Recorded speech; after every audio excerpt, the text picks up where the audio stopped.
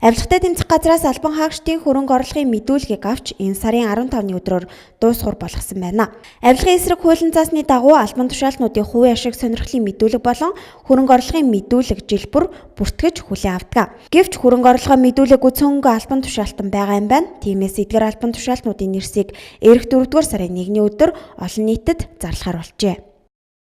Монгол банкны ерөнхийлөгчийн тушаалаар Монгол банкны үйлчилгээний шимтгэлийн ерөнхий нөхцөлийг шинжилэн баталсан байна.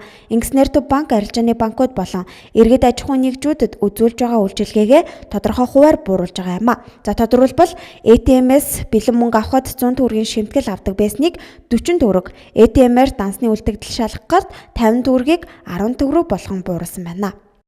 Оросын албаны улс руу зорчих 8-аас дээш суудалтай тээврийн хэрэгсэлд олгох зөвшөөрлийн бичгийн нөөц дуусантай холбогдуулан түр хязгаарлалт хийсэн байна.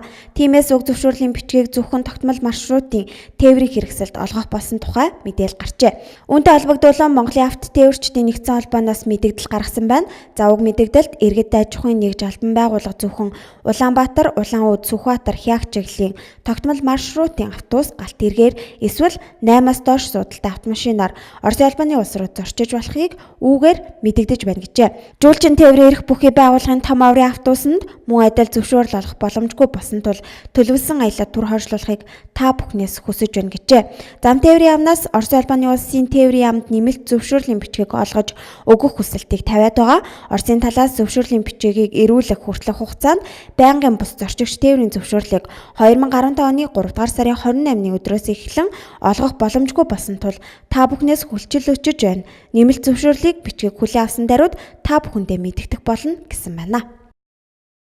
Байгалийн улаан чуулга улсын хилээр хууль бусаар нэвтрүүлэхийг оролцсон тохиолдлууд бүртгэгдсээр байна. Хууль зөрчигчдийн арга улам нарийсч автомашины тээш арын суудлыг засч янзлан байгалийн үнэт чуулгануудыг хилээр нэвтрүүлэхийг оролцсоор байгаа юм а. Энэ сарын 26-ны өдөр Өмнөгов аймгийн Ширээ хөрөнгийн бомбдор зорчигч тээврийн хэрэгсэл гарах чиглэлд улсын хилээр нэвтрэх гэж байсан Иргэн Б 1833 ÖМ улсын дугаартай Ланд 100 маркийн автомашины ачаа тээш болон арын суудлын дор 42 кг байгалийн улаан чулуун нууж хил нэвтрүүлэх гэж байсныг илрүүлж холбогдох байгууллагуудад нь хүргүүлсэн байна.